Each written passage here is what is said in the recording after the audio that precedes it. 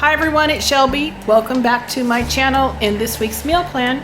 Monday, Ken and I have to go to an appointment a few towns over, and they have a Walmart and an Aldi's. So I am going to go grocery shopping for fruit and vegetables and dairy and all the perishable stuff. Super excited. It's really super hot here today too. So for dinner, I'm gonna keep it so simple. I'm gonna make meatball subs with provolone cheese and a salad. Bam, done. I had some day-old hoagie rolls that I put some butter and garlic salt on, put them in the oven for a few minutes to kind of toast them up. I made some meatballs, and I had a jar of spaghetti sauce. I don't even know where it came from because I usually don't buy spaghetti sauce, but I wanted to use it up and cook some meatballs in my spaghetti sauce. And now I'm going to get some provolone cheese on this, get it back into the oven, and this is what we're having for dinner because we did grocery shopping today and it was so hot. I have not recovered from it. I might serve this with a nice salad and quick and easy. My tip is to always have a plan when you go grocery shopping because you don't feel like cooking. At least I don't. So here's what it looks like. I put a little Parmesan cheese on top and we're having it with a nice salad. Thank goodness.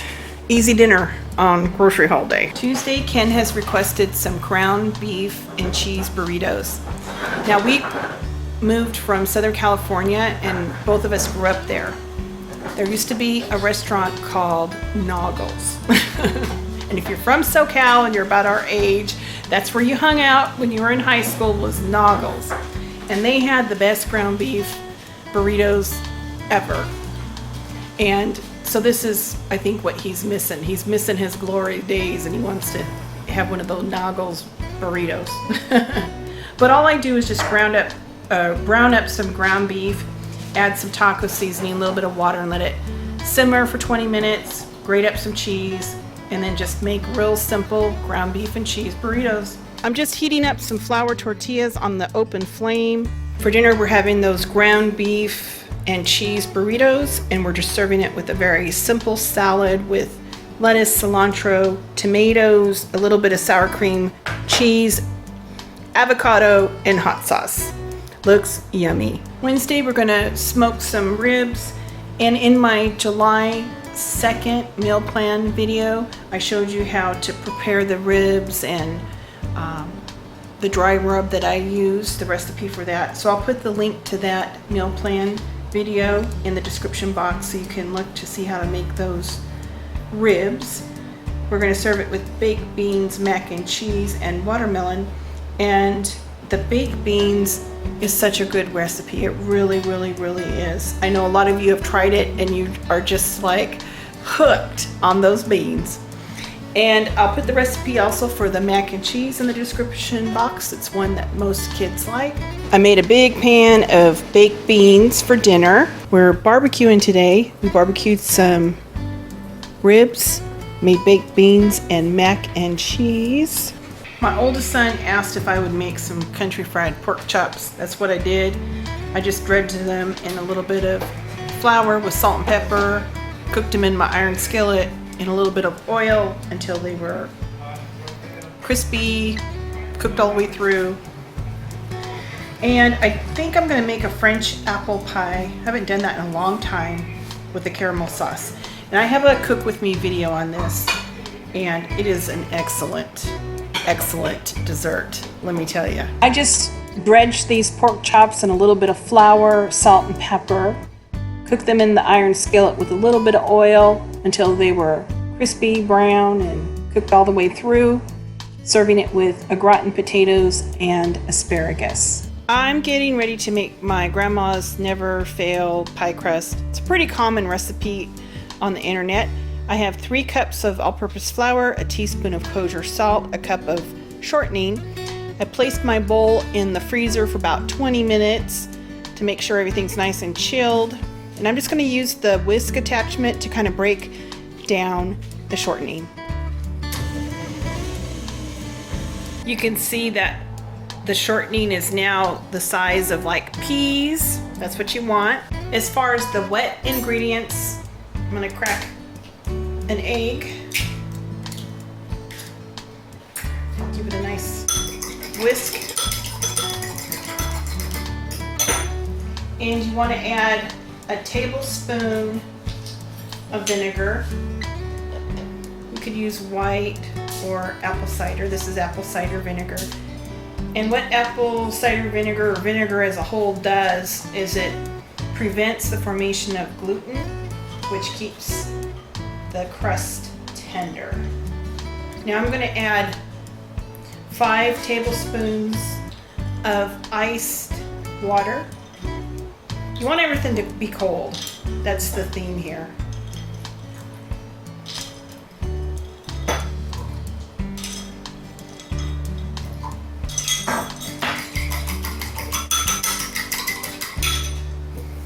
Now I'm just going to put it here in the pie crust, and I'm just going to use my fork just very gingerly to help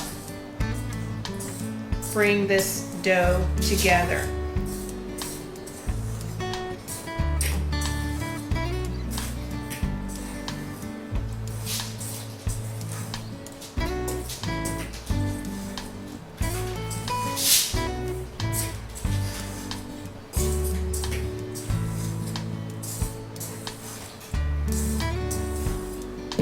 Then at a certain point, you just go in with your hands.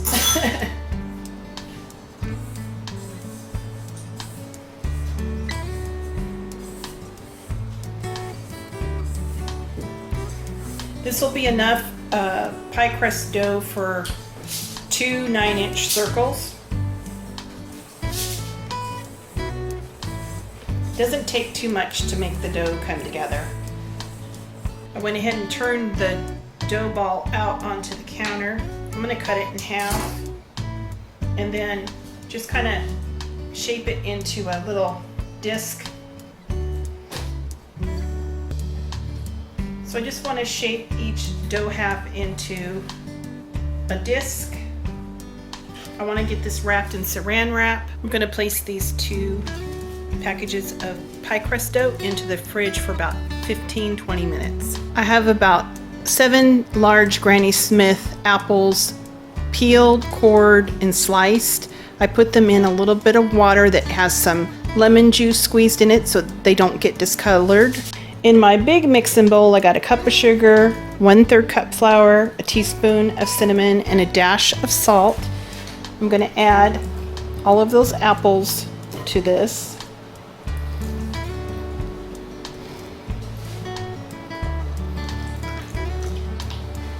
Uh-oh, got my lemon.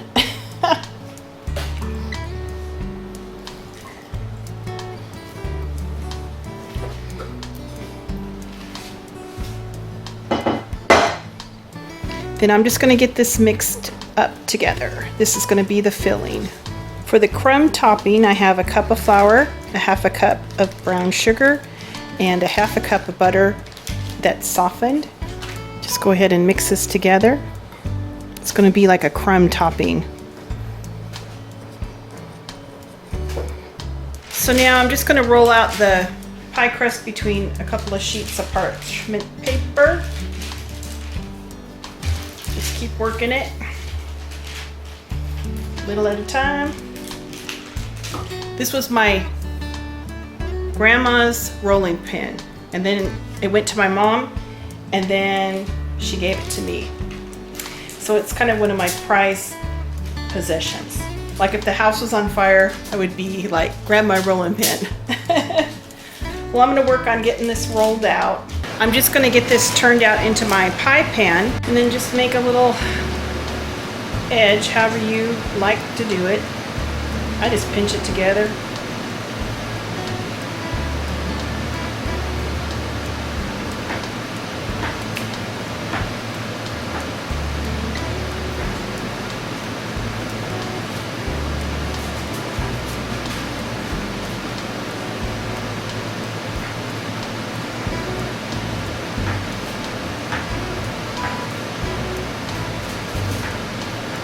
All right.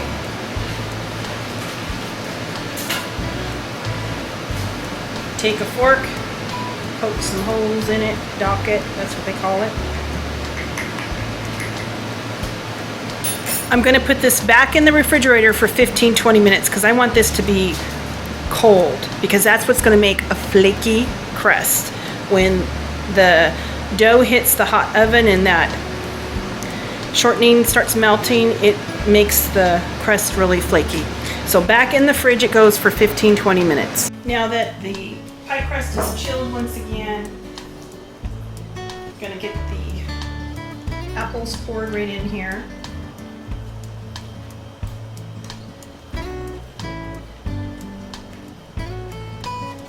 You can smell that cinnamon. It smells delicious. Now a French apple pie doesn't have a pie crust on top. It has the crumb topping. So I'm going to take that crumb topping that we made and kind of mash it together and then just break it up in hunks. And that's the appropriate term, hunks. And this is going to be delicious. We're going to put this in a 425 degree oven for 15 minutes. Then I'm going to loosely just put a piece of foil over it, reduce the heat to 350 and cook it another 45 minutes. And when this sucker comes out of the oven, it's going to be yummy. All right, that looks pretty good. Into the oven it goes. We just took it out of the oven. We have to let it cool, which is the hardest part because it smells so delicious. Then just go ahead and put some caramel sauce across the top. Serve it with a little bit of ice cream. I have a cook with me video recipe share from several years ago, making this French apple pie and the caramel sauce. I'll put that in the description box for you guys. Super yummy. Look at how flaky that crust is. Never fail pie crust.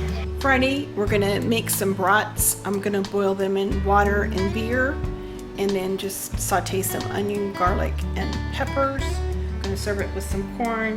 And then later tonight, the kids and I are gonna make some homemade pretzels and this cheese beer sauce that is really yummy. And I already have done a video on this, so I'll put that in the description box for you guys if you wanna try to make that. So that's what we're gonna do. We're gonna have movie night tonight. Can't wait. I have a pan with some water in it, and I have some brats I took out of the freezer. I'm gonna put some of this, how do you say it, Kenny? Yingling. Yingling. And it's from the oldest brewery in the United States. And I'm just gonna put this bottle of beer in here and cook these brats, and then Ken will finish them on the grill.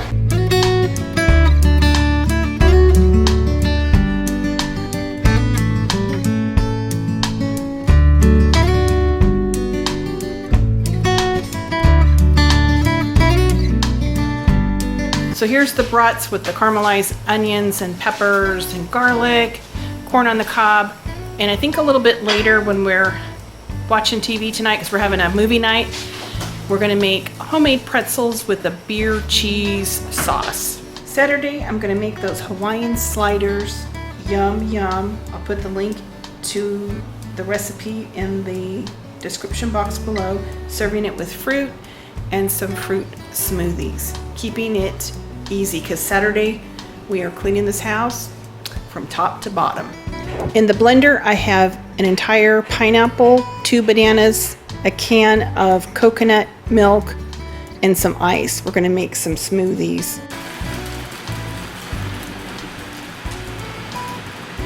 For dinner tonight, we're having Hawaiian sliders, fresh fruit, and fresh pineapple, banana, coconut smoothies.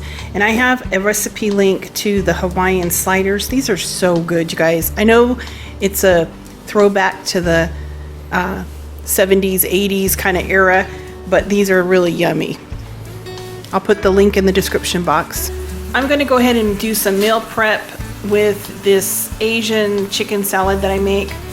This is a really great recipe. Yum, yum, yum. And it'll be ready for us when we get back. This weekend is the Baseball Hall of Fame induction weekend, and we want to go to the ceremony. One of Ken's friends from, elementary school, Trevor Hoffman, is getting inducted, and Ken and him lived across the street from one another, and they played on the same Little League team. So every day after school they would play three-way catch with each other, and Trevor's brother, what was his name, Kenny?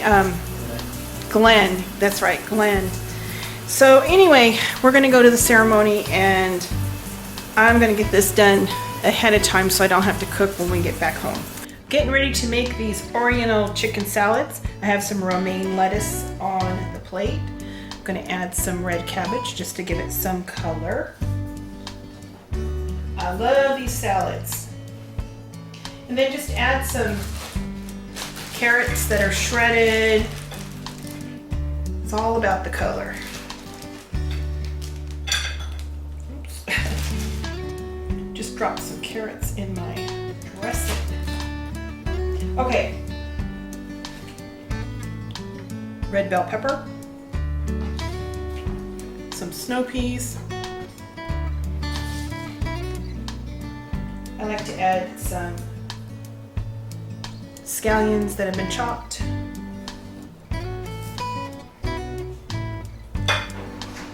Some water chestnuts sliced. Sprinkle some of those on. If you had some bean sprouts, you could put those on as well. I don't have any. Our grocery store did not carry them this week. I like these mandarin oranges too. This kind of adds a little something. Uh-oh. Get back there. And I have some grilled chicken. This was in a Thai coconut marinade. I'll put that recipe in the description box below if you're interested. I usually do a whole bunch of chicken breasts and marinate them. Make some packets for the freezer. Makes it easy to just take it out and grill. And then I like to put on the top some chow mein noodles and sliced almonds just for some crunch. All right, so that's the salad. Let me show you the dressing. In my bowl, I have about 1/4 cup of mayo, 3 tablespoons of honey, a teaspoon of Dijon mustard. I'm gonna add about 1½ tablespoons of rice wine vinegar. Just gonna eyeball it. And then just about a little bit of sesame oil, maybe like 1/8 of a teaspoon. Give everything a big stir. Then just go ahead and dress the salad. And this is delicious. Well, that's our meal plan this week. And I don't have any groceries to get because we did that big perishable grocery haul when we went to Walmart and Aldi's. I'll put that in the description box if you want to check out the grocery haul. And I hope you all have a wonderful week. Happy meal planning. And until the next video, talk to you guys later.